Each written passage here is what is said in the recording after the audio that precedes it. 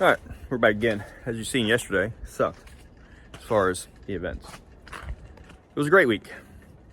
Started the week off by, somebody hitting the wife's Durango as we're going through an intersection. That was great. So I'm dealing with the insurance company on that. Gotta love that. To get to the dyno and have the aux cord not work and all that junk, it happens. Whatever. Car still put down to 571. Not bad considering it's not even really tuned yet. It was just playing around with it. No way home, as you guys seen. The axle broke in the truck. It keeps going. Got a good note on that. Called Ford this morning. They're going to warranty the axle I put in it, and they're going to pay me warranty labor rate for it to do it. So, that's a bonus on that one. And then my buddy calls me this morning. I had his truck parked right here. Tell me the bed's caved in on it. Super. Well, come to find out, had a trans jack delivered yesterday, and the Amazon truck decided to plow into the side of his truck. So I spent over 2 hours on the phone with Amazon on an insurance claim on that one. So that's great. To only realize that on the way home last night, we had to drive the Mustang, it required a vibration. Put it in the air. Find out, remember that little chintzy motor mount deal? And it has the 2 momentum points on there. Yeah, it finally let go. It actually broke the boss on the block there a little bit and everything. I mean, kind of knew it was gonna happen because it's shitty design. I should have built a mount like I said, but I did not. So, I gotta fix that today. And then we went and bought a new cable. Hopefully that will read the little aux box thing for the injectors, hopefully. Jesse messaged me this morning though, said he's having the same issue with 2 boxes he had or something with cables and everything, and he had to reboot them. So I'm gonna try the cable. If not, we'll reboot it and hopefully that figures that out, and then we can finally finish the tuning on it, because I know that car's got at least mid-6s in that car still. I know a lot of people want sloppy and everybody's like, oh God, that's weak. My Honda makes twice as much power and everything else. And guys with Berettas and whatever. Can't please everybody, right? All right. So let's go over here and see what's going to happen here real quick. Because, I don't know if you will see it from the top up here. But, I don't think you actually can. Nah, I don't think we can get up in there. Nope. Not going to happen, is it? Nah. It's all blurry because it wants to pick up on the turbonium instead. Oh well, we can put it up there and I'll show you. All right, so let's see. Let's see, there's the mount. There's on block. Busted off right there. See if I can't zoom in on that a little bit more. Right there. Yeah. See that top of it? It does that because the bottom, that does not bolt to the block. So they're using, well, I guess maybe not pivot point, but you get my point. That's where they're mounting it. 2 spots. Not a great design. Especially considering they're putting that lower leg on it anyhow. I mean, they could move that lower leg this way 2 inches, and there's a bolt hole right there. And you could just, you'd have 3 bolts. You'd have here, here, and then down here. You have 3 triangle, which would make that mount 10 times sturdier than it being on a mount here, and then you got a bolt here and here. So you're literally going straight across, and the front of it is going to be right here at the block where it's meeting in the trans. So every time, I know it's reversed, not torque side, but still, that motor moving, doing this number, even with that mount tight, it's going to work it. So it's either going to crack the metal up top, or it's eventually going to do what it just now did, which it happened really fast on this one. And before everybody said, yes, bolts were tight, everything was in it. I kind of foreseen it being an issue, that mount. Go back in the videos and look and you'll see. So, got to fix that. And then we can finally see if the aux unit works. Like I said, new cable, put that new map in that thing, and do some pulls on it again. Probably not dyno. I've been doing them on the street this time. We're gonna do them out of the way this time. See what happens. And hopefully, should be good to go. And then I think we might eventually go put it back on the old dyno, the dyno jet, just to see comparison to the hub to the dyno, because I know a lot of people are, like I said, on these sites are going, that's great power, that's shitty power, whatever. I don't care. it could made 128 horsepower. I'm happy it didn't blow up. That's what I'm happy about. I guarantee you, it said 570, what, 9, 1, whatever it was, on a hub. On that dyno jet that we were on last time, I bet it probably will read probably 650 with the exact same tune in it right now, because a hub dyno is more accurate than any roller ones, because tires slip, the whole 9. So, and it wasn't a 1-to-1 on it, but you're still going by your gear ratio and all. But everybody knows that hub dyno is the one that's really, really going to be 100% pretty much. I mean, I guess not 100%, but you get my point. It's going to be more on point than anything. All right, let's get some out here. We're going to heater going, so it's going to be a little loud in here. But take his pipe off. That'll be pretty good. Probably a nice little pipe here with this.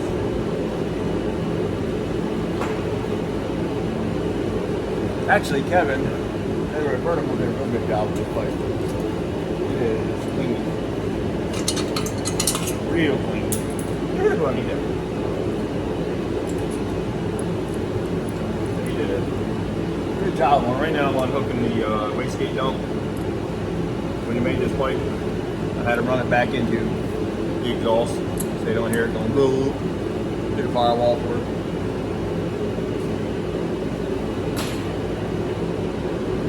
Now I'm hoping that will come out. And that's, you notice I got the vacuum line to it. It's not the world's greatest. That's what made it before. Somebody does a good job too.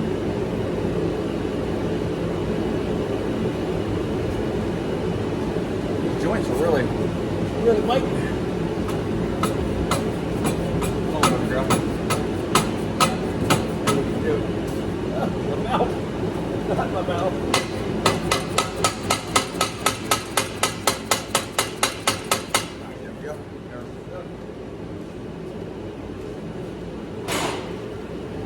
That may not do it. May have to go on top of it. Maybe maneuver around a little bit. Alright, let's head back up top. See what happens. Like I was saying, Kevin did an awesome job on the pipe. Look. I took it apart right here though. That's why it looks like that. And then it's got the fancy dancy electronic cutout on that. And believe it or not, look at the last video, I didn't think it would make that big of a difference either. Last video, that little cutout didn't change anything in the tune at all. All we did was open that cutout. This thing made 69 more wheel horsepower, but just using that. I mean, this car does have stock exhaust. Look, all the way back, all factory, and you can see how it cuts down. It goes from 3 inch to what, 1.75 inch. I mean, that's a tiny pipe. Maybe 2 inch if you're lucky. I'd say probably maybe 2 inch. So that's small. Alright. Let's go ahead and get this down. Let's see if I can get that off there. Alright, let me show you what I was talking about here on this mount. The mount itself isn't made like bad. I mean, it's pretty heavy duty. As you can tell, they actually put a web in it and everything else. But here's the issue. When I was talking about the 3 mounting points, 3 mounting points I was talking about on the block. You have these two that goes to your bell housing right here. And then this is the one that you seen that was on top that bolted to the block that broke off. So, say the counter's your block. The mount sits like this in the car. Bolts there, and there's it. This is a dummy leg they leave hanging off of it, which is, I don't know. I think I can figure the engineer wears a helmet and maybe requires maybe a cup to catch the jewel or something, because he literally could have took that bottom leg, because the top one is, you can't see it really, it's up in behind here. Well, guess what, right below it, there's 2 bolt holes here. He could have literally chose either one that he wanted to put a bolt through it.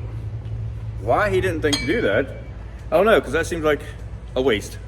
The whole bottom leg right there. Absolute waste. I mean, I don't know why they would ever design something. I know it's on the reverse side, so it's not torque, but still. Why you would take something and just make it straight across. Don't make sense to me. some of the engineering on this car don't make sense to me. The aftermarket part world it doesn't really add up to me. It's not really, I wouldn't say it's good parts, that's for sure. When they come behind it with their engineering and think of it, it's mediocre. I don't know why. Maybe because it's a mixture of foreign and domestic in a way, if you think about it. Could it be a 4-cylinder or domestic? I don't know. I don't know why. And I think that's why I get so much hate on like the sloppy page and stuff, because this car is that medium ground of 4-cylinder import and Ford Mustang domestic. So you got the domestic guys saying, it's a piece of junk, foreigner, it's Ricer.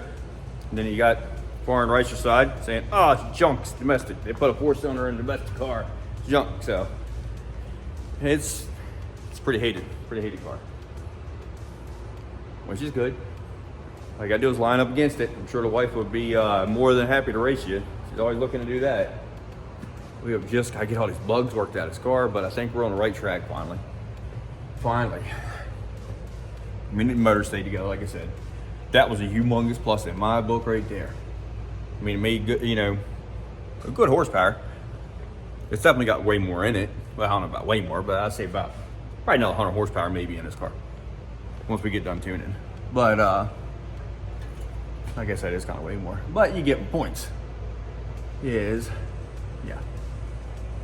So far, all the aftermarket on this car. There's a big aftermarket for it, but I would say that the parts are kind of mediocre. And don't get me wrong, the junk I work on, that and this, it's the same way. I mean, you can get bad and good and everything.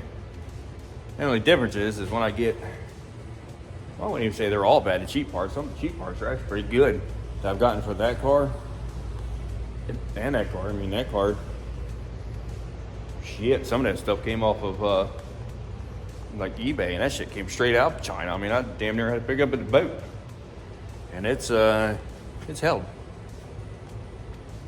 Something's broke, don't get me wrong, but you get the point. And that shit's way cheaper than that thing.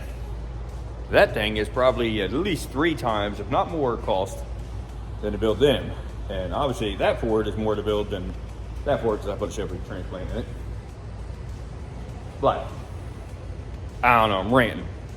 I just hate spending money on junk that I gotta fabricate all the time. Oh God, let's get this done.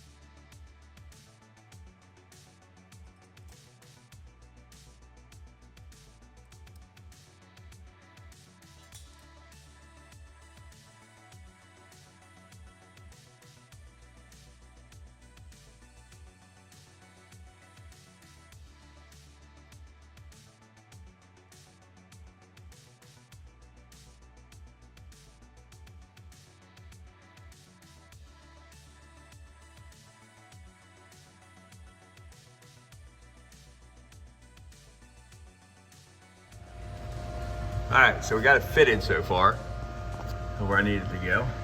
Put just 2 little tiny tacks on it right there just to hold it. This way I can take it out or grind it and clean it up. I put my bolt in there. I got my 2 in the block. So this way I knew they'd be lined up right. All right, now I gotta fish that back out of there and actually put it on the bench and weld it up. So there we have it. Motor mount is ready to go on finally. Didn't turn out too bad. Yep, not bad at all. I ain't even gonna grind them down or print them up. They'll be fine the way they are. I'm not gonna see anyway, sitting there on the side of the motor. So it'll be perfectly fine. Yeah, so do yourself a favor. If you have a gut feeling like I did that more than likely that mount was eventually gonna kaput. I thought the mount would break. The mount didn't break. It was just the way they only had 2 mounting points. Broke that little spot off the block. which luckily there is some threads deeper in there, so I can still reuse that hole also. And now I have his bottom hole as a better buffer. So obviously you put mount down, pressure on that mount, that bottom leg originally that don't have a bolt in it is going to do this. It's going to kick away from the block. So if you got that clamped down, should help with that, hopefully. And I did have to end up tweaking around the transmission side right here a little bit more, which I had to do originally anyway. The mount doesn't fit great, but like I said, if you have a gut feeling like I did, just go with it and actually fix it while it's out of the car. This would have been a hell of a lot easier doing it on the engine stand, which I've thought about doing, but then I was kind of like, well, you know what? It's the way it is. I guess we'll see. It bit me in the ass. What are you gonna do, right? Live and learn.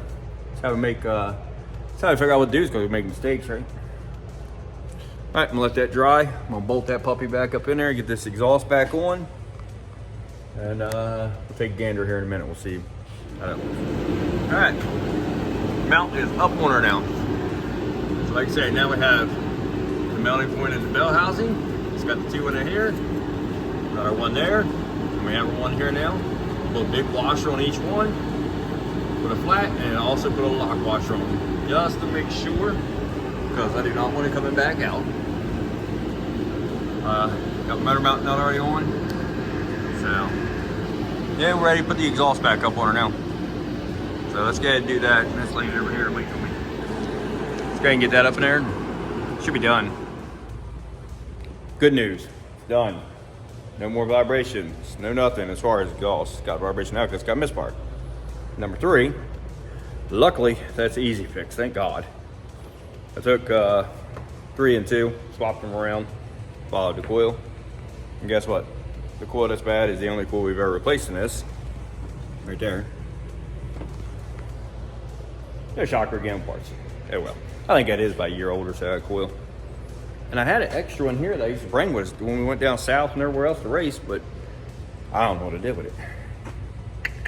Do know. It's hard to tell in this pile of junk around here.